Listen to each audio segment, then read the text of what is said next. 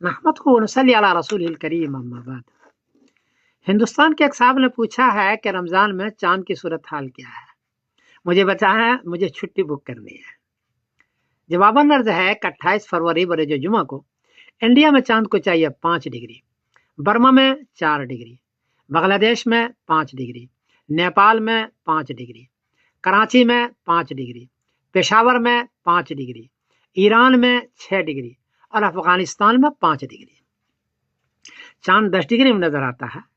यहाँ इस पूरे खित्ते में 5 डिग्री और 6 डिग्री चांद है, इसलिए 28 फरवरी बरोज जुमा को चांद नजर नहीं आएगा। 1 मार्च बरोज शनिचर को इंडिया में चांद को चाहिए 19 डिग्री, बर्मा में 18 डिग्री, बांग्लादेश में 18 डिग्री, नेपाल में 19 डिग्री, कराची में 19 डिग्री, पेशावर में 19 डिग्री, ईरान में 20 डिग्री और अफगानिस्तान में 19 डिग्री। इस खित्ते में 1 मार्च बरोज शनिचर को 10 डिग्री से काफी ऊंचा चांद है, इसलिए 1 मार्च बरोज शनिचर को चांद नजर आएगा और 2 मार्च बरोज एतवार को रमजान की पहली तारीख होगी। 2 मार्च बरोज एतवार को रमजान की पहली तारीख होगी और 1 मार्च बरोज शनिचर की शाम को लोग तरावी पढ़ेंगे। ये है, इसको फिर नोट कर लें।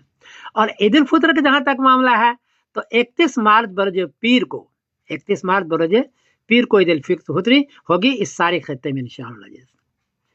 जो लोग उमरा में जाने वाले हैं उसके लिए मैं इत्तला कर दूं कि सऊदी अरबिया को मुल्क कैलेंडर में 1 मार्च बरोज शनिचर को रमजान की पहली तारीख लिखी हुई है, लगता हुआ ऐसा करेंगे। और 30 मार्च बरोज एतवार को वो ईद कर रहे हैं, 30 मार्च बरोज एतवार को ईद कर रहे हैं।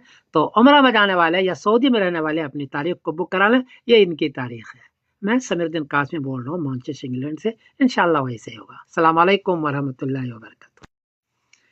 28 फरवरी की शाम को किस मुल्क में चांद कितनी डिग्री पर है, इसको समझने के लिए इस नक्शे के रंगों को गौर से देखा।